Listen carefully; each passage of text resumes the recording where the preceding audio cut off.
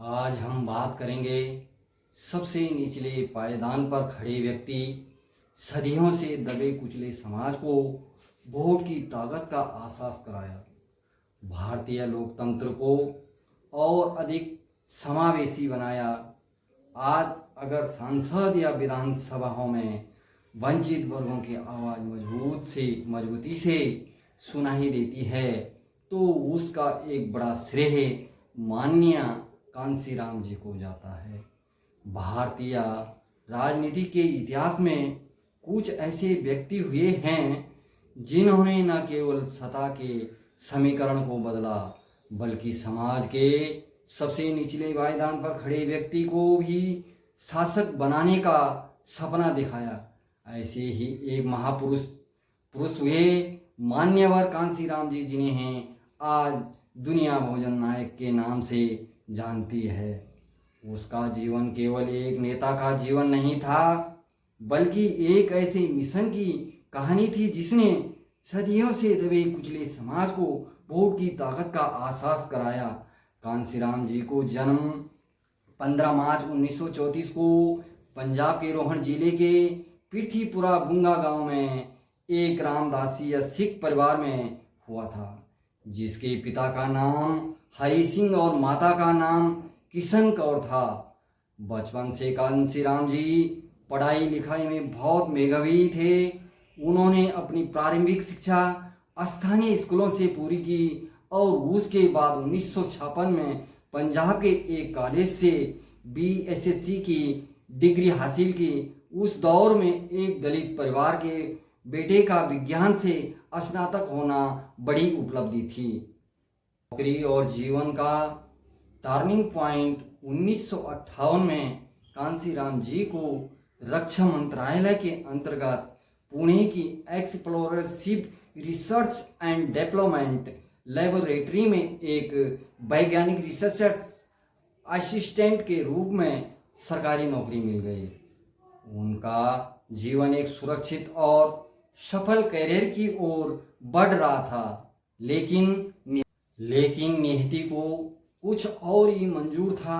1664 की वह ऐतिहासिक घटना पुणे की उसी लेबोरेटरी में अंबेडकर जयंती की छुट्टी को लेकर विवाद हुआ। प्रशासन ने बाबा साहब अंबेडकर के जन्मदिन पर छुट्टी देने से मना कर दिया और एक दलित कर्मचारी दीना भाना का उत्पीड़न किया। जब कांसीराम जी को इस अन्याय का पता चला तो उन्होंने इसके खिलाफ जमकर आवाज़ उठाई। इसी संघर्ष के दौरान उन्होंने डॉक्टर BR अम्बेडकर की प्रसिद्ध पुस्तक एनिहिलेशन ऑफ कास्ट पढ़ी। इस किताब ने उनकी सोच को पूरी तरह बदल दिया। उन्हें एहसास हुआ कि जब तक समाज मानसिक और सामाजिक रूप से स्वतंत्र नहीं होगा तब तक व्यक्तिगत तरीके का कोई अर्थ नहीं है। भीष्म प्रतिज्ञा ली और सर्वस्व त्याग किया।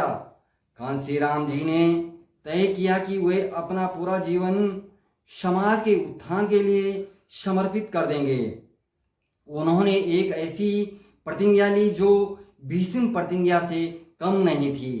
वे कभी शादी नहीं करेंगे, वे कभी अपना घर नहीं बनाएंगे, वे कभी अपनी संपत्ति नहीं बनाएंगे, वे कभी किसी पारिवारिक समारोह में हिस्सा नहीं लेंगे। वे केवल समाज के लिए जिएंगे और समाज के लिए ही मरेंगे। कांसीराम जी ने अपनी माँ के लिए पत्र लिखा कि मैं अब समाज का ही बेटा बन चुका हूँ। कांसीराम जी का मानना था कि राजनीतिक शक्ति वह मास्टर चाबी है जिससे सफलता के सारे ताले खुल सकते हैं।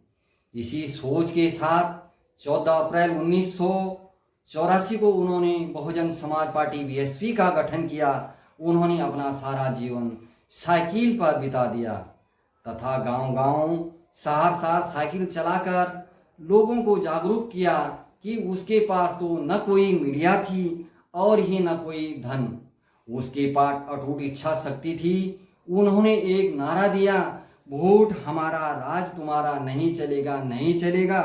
जिसकी जितनी संख्या भारी उसकी उतनी हिस्सेदारी पलटी। कांसीराम जी ने दलितों, पिछड़ों और अल्पसंख्यकों को एक मंच पर लाकर नया वोट बैंक तैयार किया और साबित कर दिया कि जिसे वह सत्ता की बागडोर संभाल सकता है। पद्म भूषण को ठुकराना सिद्धांतों के नायक कांसीराम जी के व्यक्तित्व की एक सबसे बड़ी विशेषता उनका निस्वार्थ भाव था। 2006 को उन्होंने अंतिम सांस ली।